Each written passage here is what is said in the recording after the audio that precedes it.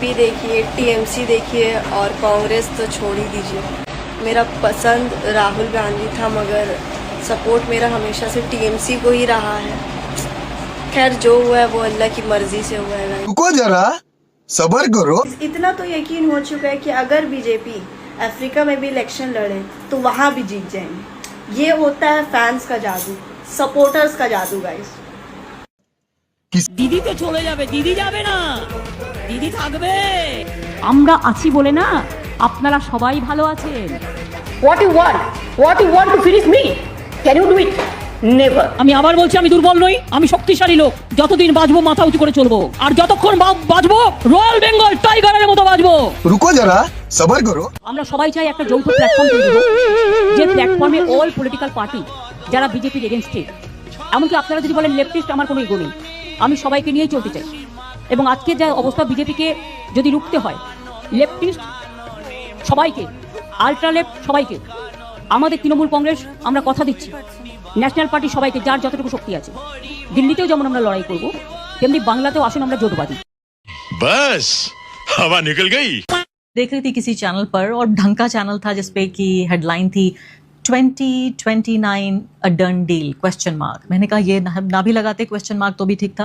मोदी जी को हम ऐसा कर सकते हैं कि अपने पूरे लाइफ टाइम के लिए, पूरी जिंदगी भर के लिए हम उन्हें बड़े प्रेम से चुन सकते हैं कि यही हमारे महात्मा हैं, यही हमारे पिता हैं, ये राष्ट्रपिता बना देते हैं, मोदी जी को इलेक्शन वगैरह खत्म करते हैं। मैं आपसे ही पूछना चाहती हूँ कि पहली बार ममता बनर्जी जब उभर कर आई इस चुनाव के बाद, तो उन्होंने कहा कि इंडिया अलायंस मेरे साथ है, और इंडिया अलायंस का जिक्र करने लगी। यहाँ पे सवाल ये भी उठ रहा है कि इंडिया अलायंस बन के क्यों नहीं ये चुनाव लड़ा गया पश्चिम बंगाल में। मुझे आप बताइए संगीता कि इंडिया अलायंस का क्या भविष्य है अभी? मुझे तो लगता है जो इंडिया अलायंस, इंडिया ब्लॉक, इसका पूरा डा एंड हो चुका है। मैं बताऊं आपको क्यों इसलिए डा एंड हो चुका है।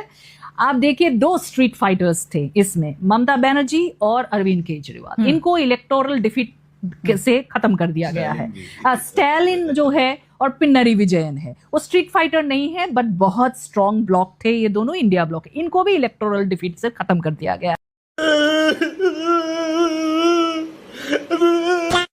आज नहीं कल, साल लगे या सदी, हम लोग ईवीएम हटा करके रहेंगे।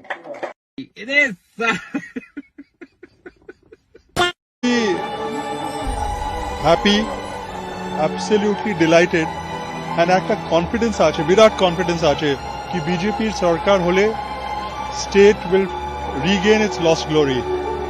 মানে রাজ্যের শিল্প সম্ভাবনা আরো উজ্জ্বল হবে মনে হচ্ছে। অনেক অনেক অনেক। माँ माँ, वो खिड़की बंद करना, खिड़की बंद करना माँ, अरे बंद करना खिड़की, बंद करना, अरे बंद करना खिड़की माँ, खिड़की बंद कर। हेलो गाइस, तो ये है टोल टैक्स रूपनारायणपुर का, जहां पर अवैध वसूल किया जाता था। देखिए, बीजेपी बंगाल में बीजेपी की सरकार के आने से ही ये हट गया। आप देखिए, यहाँ कोई नहीं है, या जाने आने मतलब यहाँ 30 रुपया करके लिया जाता था। मतलब देखिए, अभी कोई नहीं, यहाँ ताला लगा हुआ है। और ये देखो टोल टैक्स, और जाम, खामखा यहाँ जाम लगा हुआ रहता था। काजल मापत ये शहीद शरण के लिए है, जो लोग शहीद हुए हैं बीजेपी के कार्यकर्ता, उसी लोग यहाँ है। लिखा गया है, सम्मान के लिए लिखा गया है। ये लोग प्राण दिया है, बहुत त्याग दिया है। इसके बाद आज बीजेपी हम लोग का पश्चिम बंगाल में आज हम लोग शपथ लेने जा रहे हैं। जितने नाम है सारे लोग सही। हमारा पश्चिम बंगाल में जान की बाजी लगाकर वोट सिर्फ बीजेपी को हिंदू ने दिया है। इसलिए मोदी जी को हम कहते हैं, सबका साथ सबका विकास का नारा पश्चिम बंगाल में ना लगाए। 15 साल से जो हिंदुओं के ऊपर अत्याचार और बीजेपी को कार्यकर्ता को सबका मृत्यु है, उसका बदला चुन चुन के लिए ऐसे ही पश्चिम बंगाल के हिंदू खुश हो जाएंगे। और कुछ नहीं चाहिए मोदी जी, हमें आपसे ही उम्मीद है। पाल तुले दे माझी हला करिस ना, ছেড়ে দে নৌকায় আমি যাব মদিনা, ছেড়ে দে নৌকায় আমি যাব মদিনা। अच्छा अब आ गया है मोदी, छूटेगा पसीना। अब आ गया है मोदी, छूटेगा पसीना। तुम बांग्लादेश जाओ और बेचो पुदीना, तुम बांग्लादेश जाओ और बेचो पुदीना।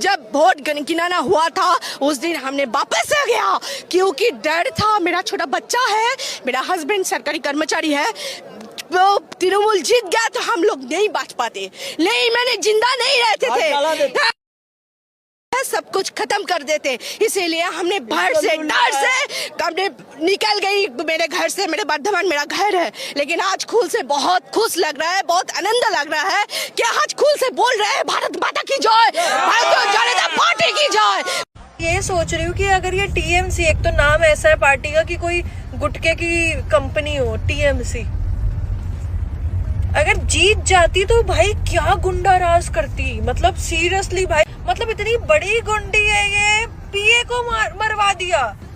और आरजी कर विक्टिम के घर के बाहर बॉम्ब ब्लास्ट, उसकी माँ को मारने की धमकी। मतलब इतना ज्यादा, फूलन देवी से भी ज्यादा बड़ी गुंडी है ये तो भाई। पर भगवान ने बोला कि ये भगवान की मर्जी है। इतना अधर्म जब हो गया ना, कृष्ण जी बोले अब तो मुझे आना ही पड़ेगा। अब कृष्ण जी ऐसे थोड़ी ना भगवान एकदम प्रकट होंगे, वो किसी को जरिया बना के भेजते हैं। बस वही है अब जो हमारे ये नए सीएम बने। अब जितने भी लोग देख रहे हो कमेंट में जरूर लिखना जय श्री राम।